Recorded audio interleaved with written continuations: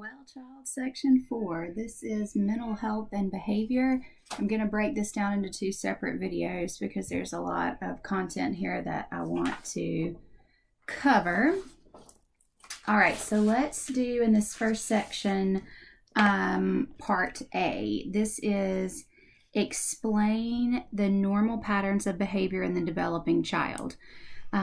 So let's start by talking about Jean Piaget. I'm sure I didn't say that correctly because I'm not French. Feel free to provide me with correct pronunciation in the comments below. 4 stages of development. Sensory motor, pre-operational, concrete operational, and formal operational. So let's talk about the child in those contexts. So from birth to 2 is the sensory motor stage. This is where infants are discovering the relationship between their body and the environment, and they're discovering that through their senses, sensory motor. They're seeing, touching, tasting, sucking, feeling, exploring things through their senses. They're beginning to develop their social skills. From birth to 12 months, they're discovering that relationships with others can be satisfying and pleasurable. They're discovering that their needs and desires are important, and they discover this through how others respond to them. So when they cry and mom comes in and comforts them or soothes them, they discover, aha, I can accomplish my goals by voicing my concerns. So I have a poopy diaper, I'm going to cry, mom's going to come fix it. 12 to 24 months, they start to develop trust, empathy, compassion, and conscience. So the ability to know right from wrong, and they test right from wrong quite frequently. Things like mom says, don't touch the electric socket, and they look at you and they go, testing limits. At this age, object permanence develops. This is the awareness that an object exists even if it's hidden. So if you cover up an object with a blanket, the baby knows the object is still there. It's not magically disappeared and forgotten forever. Object permanence. Object function, what an object should be used for. A telephone is for talking to other people. A cup is for drinking. What an object is used for. Representational play, the appropriate use of objects on a doll or another person. So they're holding their baby doll and feeding it with a bottle. They are pretend feeding their baby with a spoon. They are pretend cooking in a kitchen. Newborn dependence. So babies are completely dependent on others to have their needs met. They have to be fed, changed, kept warm. But toddlers begin to develop the self-awareness that they are separate and independent from others. So newborns are learning how to communicate their needs, and toddlers are beginning to develop independence. They can do things for themselves, and they very much want to do things for themselves, which sometimes results in those tantrums when they can't quite articulate what they want to do, but they still want to do it, and so they have a meltdown over that lack of communication. Between 2 and 7 years of age, we have the pre-operational age.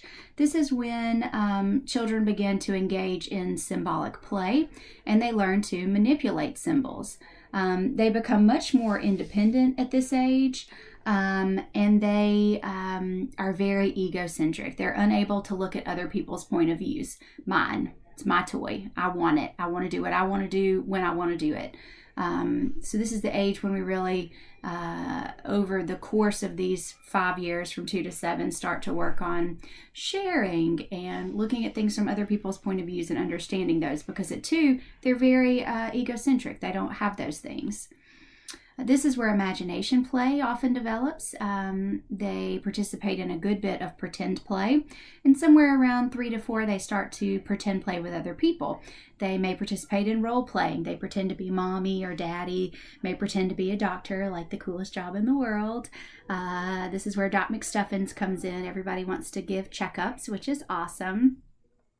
They also begin to use symbolic play. So they may not have a toy horse to play with, so they may pretend that a broom is a horse.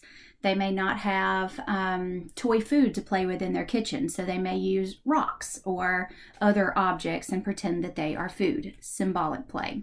At this age, they do not have any logical thought, though, so don't expect your 2-year-old to be able to logic through a problem. Don't expect your 7-year-old to be able to logic through a problem necessarily. That begins to develop more at that 7 to 11 age group. So by 7 to 11 years, we're in the concrete operational stage. And at this age, the child is capable of performing a variety of mental operations and thought using concrete concepts, okay? They're very black and white. It's one way or another at this age. They are good at inductive reasoning, so they have a very specific example and they can make it generalized. This banana is yellow, so all bananas are yellow, okay? This cat makes me sneeze, so all cats make me sneeze. I'm allergic to cats, okay? Very specific examples to a generalized principle. This is the trial and error phase of problem solving, okay? They don't think through the process, the what ifs, deciding what's going to happen. They try it and it works or it doesn't, okay? That's how they solve problems at this age.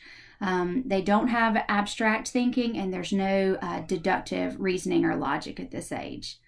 Greater than 11 years of age is the formal operational stage. This is when kids begin to think about abstract and theoretical concepts, and they use logic to come up with creative solutions to problems. So really using those logical reasoning skills and problem solving skills. At this age, kids begin to think in the abstract. They consider possible outcomes and consequences of actions, and this is really important for long-term planning. If I study hard now, I can get a scholarship for college. I can go on to have this magnificent career as an astronaut or whatever it is that they're interested in. At this age, they start to use more deductive reasoning skills, which is using a general principle and applying it to an individual situation. So I know that apples in general are sweet, so this apple is going to taste good. Okay, using a general principle and applying it to a small situation. They also use hypothetico-deductive reasoning, which basically is the what-if questions. They start to think about consequences of actions. Okay, what if I don't study? What if I flunk out of school? What if I end up having to, work at Burger King or whatever their thought process is at that point in time, whatever they're thinking about. But they start to ask those what-if questions. Okay, so those are the normal patterns of behavior in the developing child, and that really sets us up for how children grow and develop emotionally, and it sets us up for some mental health and behavioral problems and helps us understand the context on which those are based. So we'll get into those in the next video.